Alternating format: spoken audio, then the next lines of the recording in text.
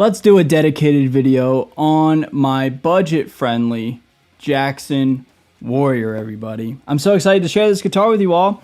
Let's start talking, shall we? We bought this guitar, well, I bought this guitar and we together saw this guitar for the first time. I don't know exactly when, but I would say about a month ago. This thing has been in my possession for quite some time. If you guys are unfamiliar with what this is, let me catch you up to speed, or if you need a general refresher, this is one of the most affordable, if not the most affordable Jackson Warrior out there. This is from the JS series. So I bought this myself. This is not sponsored. I bought it from Amazon, and this guitar shipped to my door cost about like $400, which I don't care who you are, $400 is a lot of money. But in the grand scheme of things, Jackson Warriors are hard to come by. If you want a Jackson Warrior, you either have to go with the brand new Pro Plus Pure Metal option, you know, the equivalent to the King V that I have from Jackson. You have to go with the 7-string Dave Davidson. You can get the X series, or you have to get the Custom Shop USA made guitars.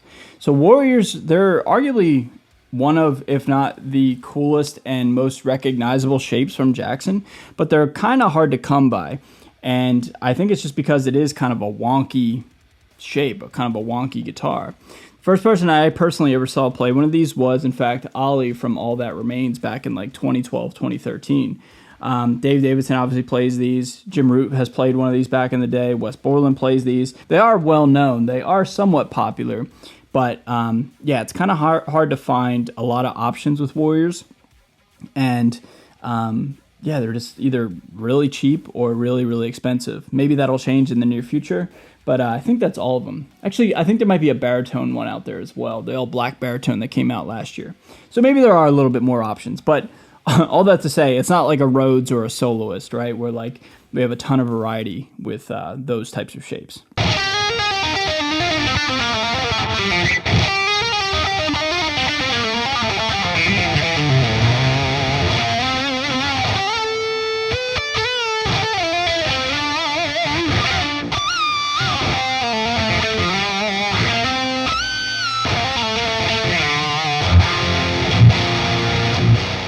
Anyway, dude, so if you can't tell, this guitar is completely different than when we last saw it. This thing was all black. It had Jackson pickups, and that was pretty much it. So I wanted to do my thing to this guitar and make it more of my own, right?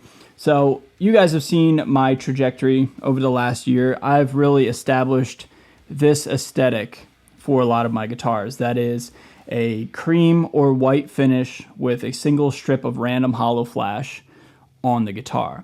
I've done this to the Jim Root. I've done this to my Flying V. I've done this to my signature Cerberus that I gave to Jack from Slaughter to Prevail. We essentially traded guitars when we played a show together, so that was cool. So Jack has that one. I've done this a lot to a lot of my guitars, and it's kind of cool, man. I've never seen it before, and I think it's like really quirky and weird. Like, what's the point of one singular strip? But I like it a lot, man.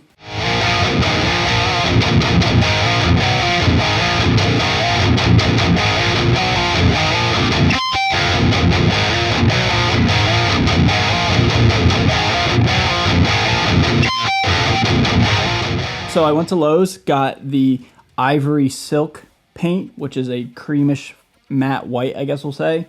Got some plain old Krylon black, spray painted it, put some hollow flash on it, and then from there, I grabbed an EMG 81, put all EMG electronics in here. I moved the output jack to right here because, if you can see, I just painted over it poorly on purpose because this output jack never makes sense to me. For one, the cable in the EMG like kit, we'll say, wasn't long enough to go from here all the way through the bridge cavity and then to like a pickup or a volume knob. It wasn't long enough.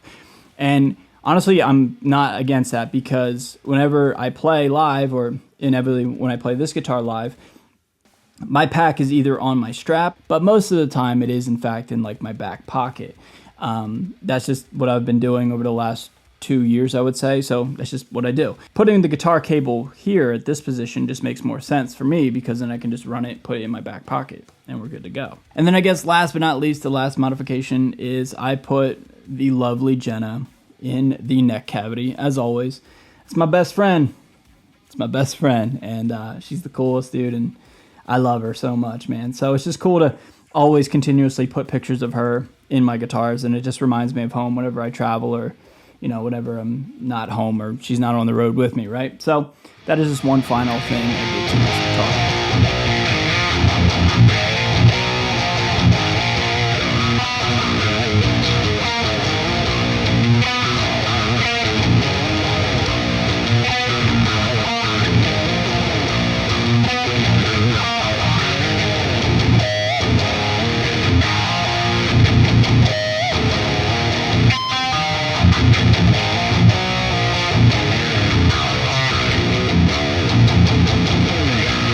I lied. There's one final thing I did, and I blocked off the trem. I put a wood block in the back, grabbed a screwdriver, and tightened the springs all the way into the guitar almost as much as possible to make sure that this thing does not move. Because I inevitably want to play this guitar live and tour with it. And having a floating Floyd Rose, and especially a budget-friendly floating Floyd Rose, is very problematic. I don't want to have tuning instability at all. So the whammy bar here is literally just for show. I guess I'll probably take it off, right, eventually. But yeah, dude, I want to tour with this guitar. I want to play it live. And for all the endeavors that I've got with the different artists and bands that I'm playing with anymore, we're always in a fixed tuning. We're not using whammy bars all that much. Whammy bars for me is like for my own solo stuff anymore. So yeah, dude, I'm going to keep this guitar as like a fixed bridge. And I don't know if I'll upgrade the Floyd in time and upgrade the locking nut system and everything like that. But for right now, for the time being, this is a fixed bridge, okay? However, tuning instability is still something I'm running into with this guitar. Now, could be user error, could always just need to continuously mess with this and give it some TLC. Some of my most expensive guitars, like the Fender Ultralux Stratocaster, it took me forever to really understand like what that guitar needs in terms of maintenance for tuning. So take what I'm saying with a grain of salt, in the sense that like this guitar might have tuning instability, but it may not be the guitar's fault. Could be mine. Guitars are different, and different guitars require different attention, right? But I think to use this guitar inevitably in drop C, I will have to use lighter gauge of strings. I've got 12 to 60, and the intent was to put this in drop C, but it was not keeping tuning with 12 to 60s with this guitar, so I dropped it down to drop A sharp, which is a tuning that I write all my solo stuff in a lot of the times, and it's doing its job for now. It's not the most stable in terms of tuning, so inevitably whenever I take this guitar out on the road, I'm thinking in the US on the November tour with Elijah all over the United States, I'll take this guitar out and I'll probably use like 10 to 52 or 11 to 56, something like that.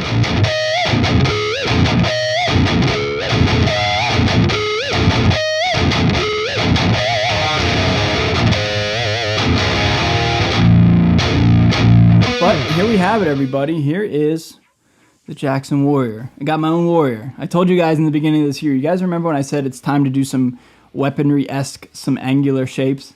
And then I went and bought a Gibson Flying V, and you guys were making fun of me. Remember that? I just love, Flying Vs. They're cool. But I'm finally doing it, man. I've got like 3 Jacksons. I've got the Misha, the King V, and now I've got the Warrior. So Jackson guitars, it's like the epitome of like a hard rock and metal brand. I think they're sick. I'm really, really happy with my working relationship with Jackson this year. And who knows, man? Who knows what's in store in the future? But Jackson guitars are really, really cool, man. And this one right here, it looks amazing. I'm really happy with my modifications. And, I'm proud to say that, like, this guitar is very, very cheap, but it outplays its price point, in my opinion. It's not the most stable thing in the world. It's not the best feeling in the world, but it feels pretty good. And for that, I'm pretty happy with it. All right, everybody. That's the Jackson. That's the Warrior. Thank you guys so much for watching. What do you guys think of this video? Hope you enjoyed hanging out with me today.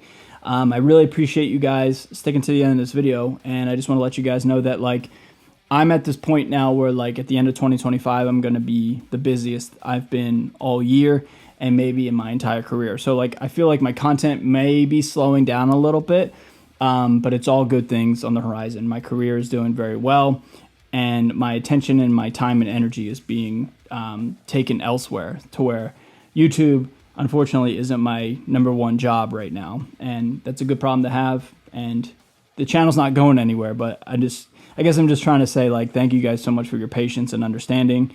And as always, man, this channel will never go away. I'll never stop. And anything I learn, anything I succeed at, and anything I fail at, I'll be sure to let you guys know and keep you guys in the loop, okay? All right, everybody, that's the video. Love you guys so much. You guys are the best. And with that being said, I'll see you guys in a video very, very soon. Love you guys. See you guys later. Bye.